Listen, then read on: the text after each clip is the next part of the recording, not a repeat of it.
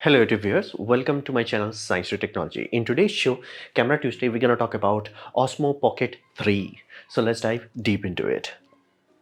So Pocket 3 is a lightweight pocket-sized video camera. This is not a stills camera that can do video. It's a video camera first, a stills camera, why? But like it can do that. Now it's a spiritual successor to Handycam. Now Handycam was a very big deal in 90s, basically 90s during the DV8 era, and then to early DVD era. So it was very popular from 1990 to 2010, but then it faded away and nothing actually replaced it. You may say mobile phone, but again, it's not inherently mobile phone is all in one kind of. This was one tool to do one job properly. So this is like that. One job, one tool. Do video, do it well. Now, quality will beat most phones or almost any phone, especially in low light. Flat out. Like if this puppy compared to iPhone 15 Pro Max or iPhone 90, 20, blah, blah, blah, this will beat them all flat out, especially in low light. So there is that. And it will also have a different kind of look. That look that mobile phones will try to emulate. They won't look bad, but this has that original look because again, the sensor is big, the lenses are big. So it will give you an edge compared to a mobile phone. And here's the deal. Now you can do the same thing if you buy a professional camera, but this is much easier to use compared to all professional cameras. This is something that I can give to even a child, and most likely they will sort it out and they will start to use it without too much hassle.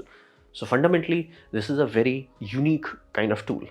And it's a true and point and shoot. It's not like, okay, you do this, you go into this setting and no. This is just like flip it up, it starts, record, go home.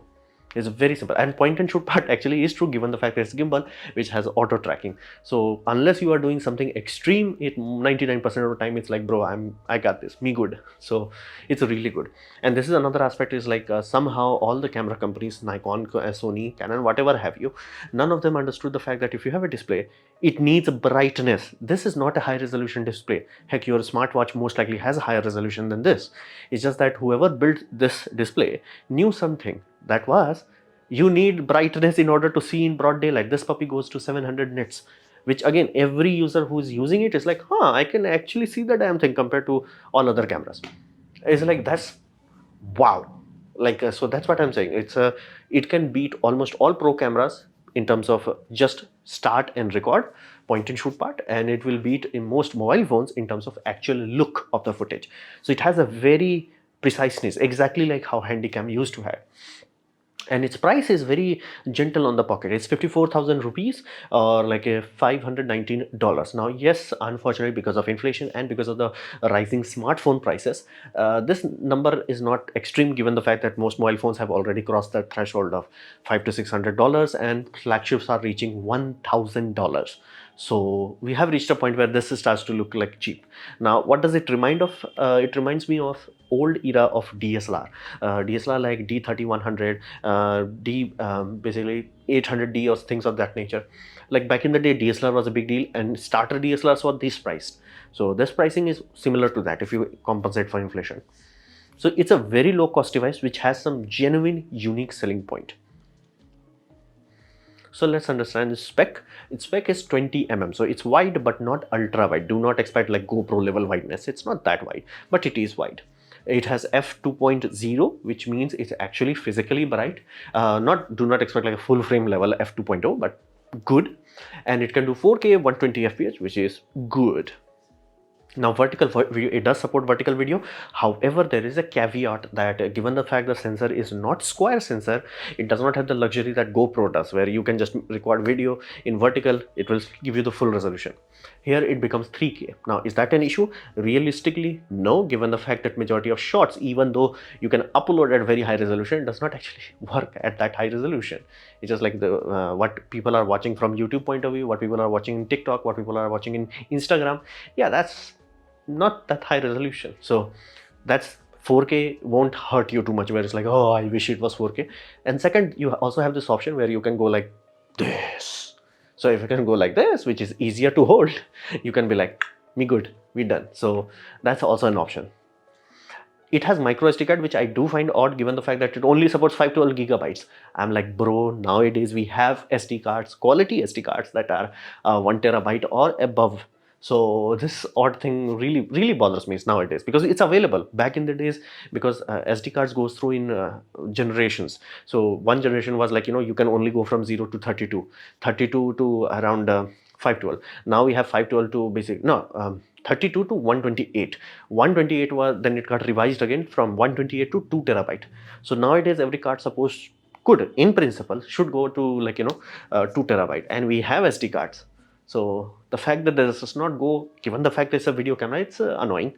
Not a deal breaker, but it's annoying. Now, it has 0 to 80% battery charging, which I'm like, genuinely no camera company has learned this fact that you can actually supercharge lithium ion chemistry, especially in 0 to 80%. Now, like, what is this 0 to 80%? If you are buying mobile phone recently, you must have seen that 0 to 80% in 5 minutes, 10 minutes, 15 minutes, and then full charging takes 1 hour, 4 hour. Why is that? Well, go into lithium chemistry, you will find a curve. That curve is constant voltage and constant current curve. What does that mean? That simply means at the first stage of charge, let's say it's depleted, you plug that puppy in. What the controller does here, controller is like, I'm gonna give you current.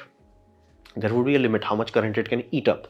So I will give you that much current. I will not let the voltage rise to keep the current low. So that's what we call constant current. This is the time where you can pump as much power as you want to in your battery without damaging it. That's what we do when we call fast charging. So once you reach that point, once you reach that 80% mark, that triggers a new circuit. That circuit is constant voltage. Now it's like, yeah, if I give you more amps at this point in time, you will overheat and may even go boom. So to make sure that it does not happen, it goes constant voltage. So that will trickle charge it slowly to full percent. 100%, so to say. That will take very long. So 0 to 80 you can charge it very quickly, 16 minutes in this case. But unironically, this is still not available in majority of DSLRs and mirrorless and all that jazz. It can be done safely. It can be done. Of course, you may stretch 16 minutes to 20 minutes, but it can be done. So this has that, and on top of that, even though it has like this sort of, it's supposed to be used as a handycam, it has the luxury of being used as a webcam. So if you are, most our webcams are garbage, so this will be flat out leaps and bounds better, unless somebody has a full frame camera using as a like a pro level setup. This will beat most of them. It also has a streaming ability, basically wirelessly connected, stream it directly, and it also has time code. It's like somebody sat down and it's like, can we do it? Oh, we can do it. Let's do it. This is completely opposite philosophy of compared to Canon specifically. Canon is like, oh, we can do this, let's block it. Oh, we can do this, let's block it. We can do this, cripple hammer it. So this is a very different beast, so to say. It has inbuilt receiver for mic 2. Now mic 2 is interesting. Why? This puppy, DJI mic, is not out yet. As in, you can only buy DJI mic version 1. So DJI mic, which is like the replacement of this puppy from DJI. It was not the latest and greatest, but it was good, and it was getting some serious sales. So they are updating it DJI Mark 2. Now Mark 2 is not out yet. However, if you buy the creative bundle of this puppy, you will get a transmitter. Now you're like, what's the use of transmitter if I do not have the receiver? There's the interesting part, because DJI is vertically integrated company. They're like, hey, our camera has the receiver inside of it, meaning you do not have to, like, well, in my case, I have this here. Okay, no problem, it will be the same as this one, but I have a receiver on top of it that won't be there. I do not have to worry about wiring. I do not have to worry about charging another battery. Only 2 batteries, the receiver, basically the main body, and the transmitter. That's it. So it has integrated system, and it does support dual system, meaning if you buy a basic pack, you will get 1. If you buy advanced pack, you will get 2 of them, meaning you can do proper stereo with channel separation on the same thing. Meaning if you're doing interviews, you're doing a comfortable vlogging with husband and wife, those sort of things, you don't have to worry about anything. It's like shut up, take money. It's very clever. So it has that, and it has extended battery packs. If you can, because you can notice they made it a bit too small, so they do not have tripod threads, which is frustrating. Let that be very clear. It is frustrating. However, you can buy, especially in combo packs, battery grips, which will give you the USB-C port outs and tripod threads. So that's there.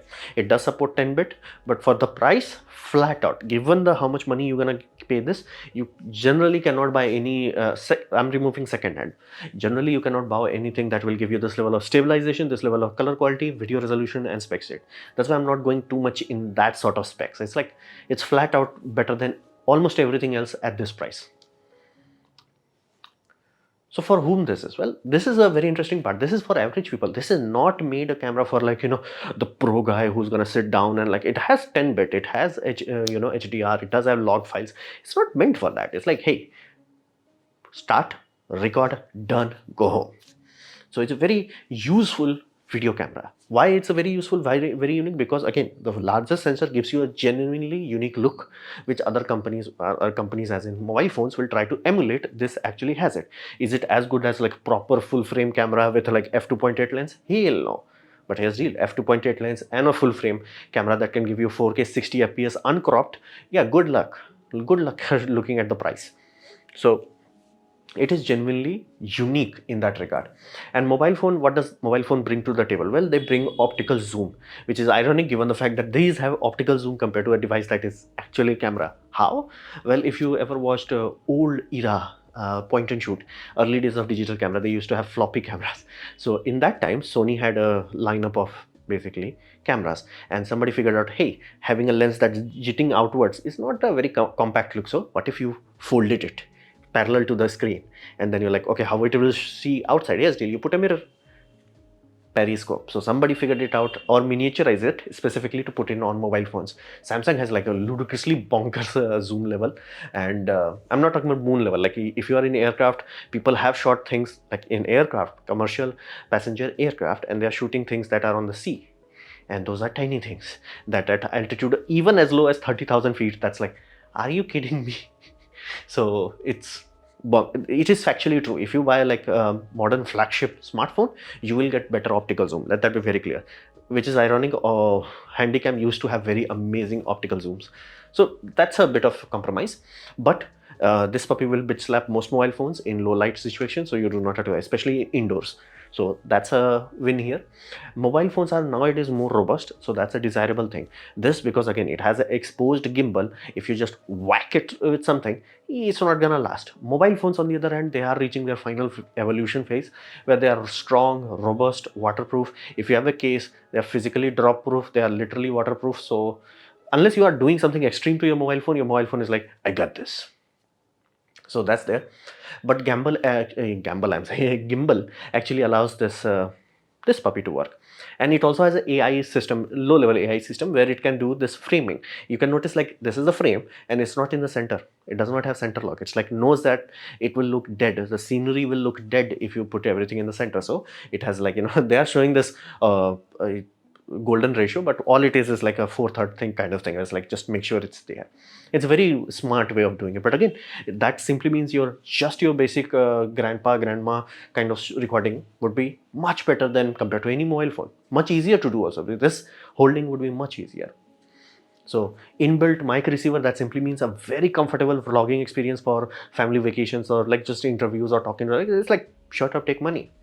And great for starting content creators, meaning if you are starting on Instagram or YouTube, you can go places utilizing this puppy. Like you won't be like, oh, I bought this like back in the days, very early days. My first video is like, I think 10 years ago on YouTube. So very early days, people used to buy a pocket camera that was like 8K.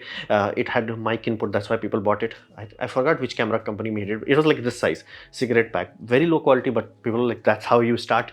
Then you buy something bigger, then you at the end you always ended up with a full frame DSLR. But now this camera can start, and it will give you more than enough oomph to like be ready on it, be like comfortable on it, and it will still, even if you upgrade to something like let's say 4K RE camera, you may be like, hey, sometimes when I just need like easy thing to do, this will have it. So this is easier compared to mobile phone, and many times people may not like the idea of having a giant mobile phone on a giant gimbal going like this. So there is genuine USP to this puppy. So it's a very unique and good approach. And thankfully, after so long, I have something that is like low cost, shut up, take money.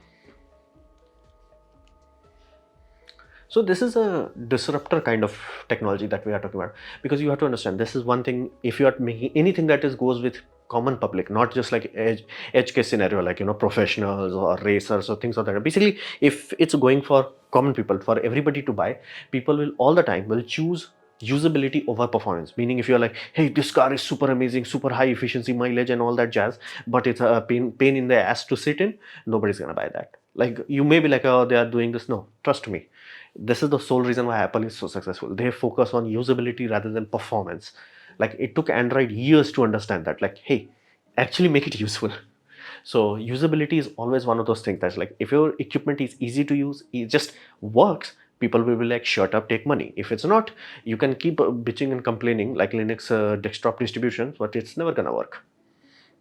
So same way, smartphone ended point and shoot cameras, because you can see that like a point and shoot camera from negative era to basically early digital era, it was going at peak of around 2007 to 2009, it was reaching 120 million units sold annually. It was bonkersly high. However, smartphone sales started, and brick by brick, day by day, it became good, it became good, it became even more good, and voila. Now, smartphones at the end of basically 2019 was sold to 1.7 billion. Yeah, so there is a very serious order of magnitude difference. And on top of that, cameras, nowadays it would be a very good year. We had pandemic, because of pandemic, a lot of people bought cameras to make a proper setup from home. So way too much sale happened, but generally 20-30 million is good.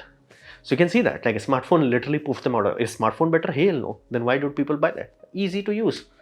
So DJI is doing the same philosophy. They're not making it. They're not flat out. Our is not the greatest. Like, they are very clear about that. They're like, hey, you want greatest? We have a 4D Ronin, I think, cinema camera. They have something that is for professional. This is like just buy and use. Do not think too much about it. They are just like, they're making it as easy as possible.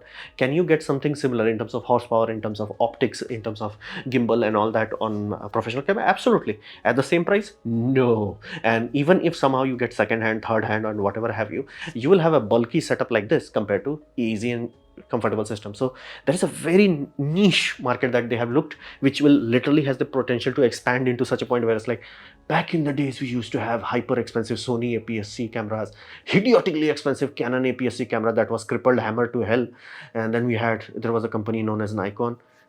That's how serious potential it is.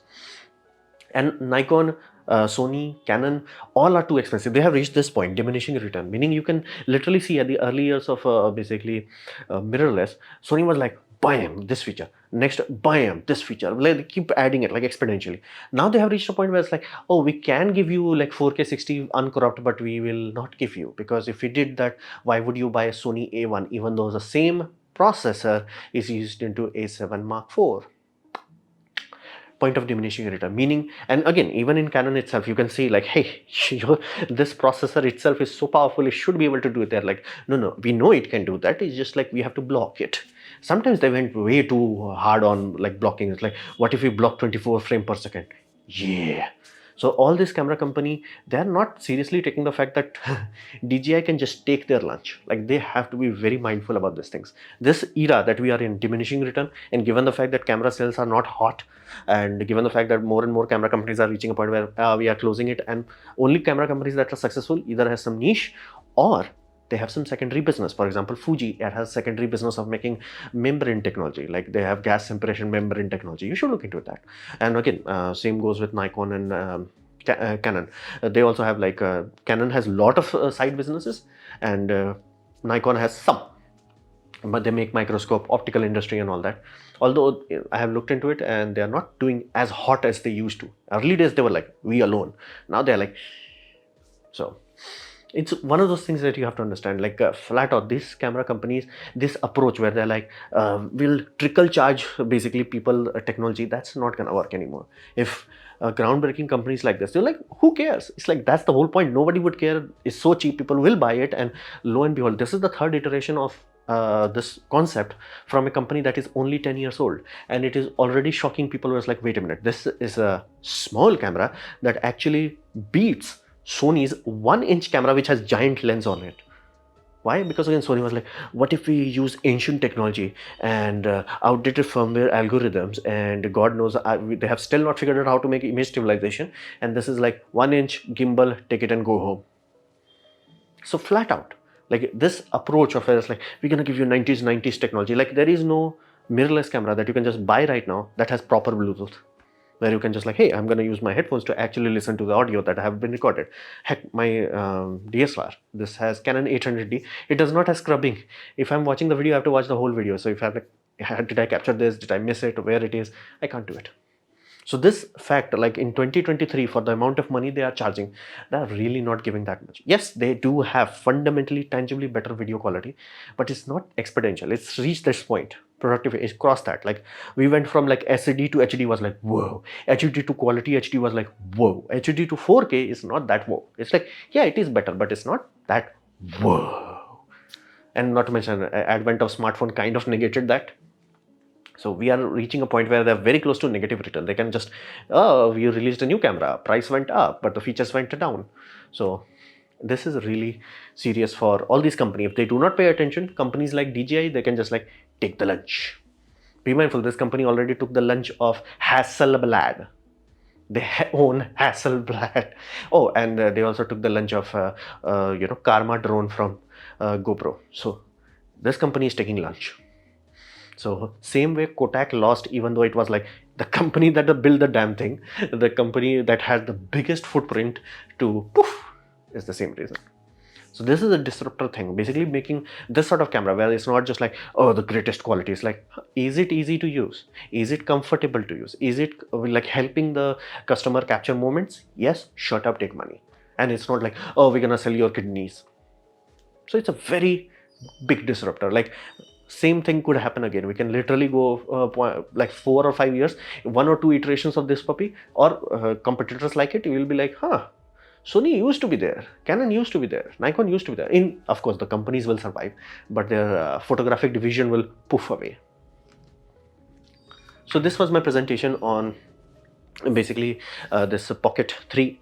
Hopefully you have liked it, learned from it. In that case, please click the like button, share it amongst a friend. It will help me a lot. If you didn't like it, didn't enjoy it, I urge you to press dislike, press it twice to show me extra disappointment. Please leave a comment because I do try to reply to all of them. Subscribe, press the bell icon if you're free, and as always, thanks for watching.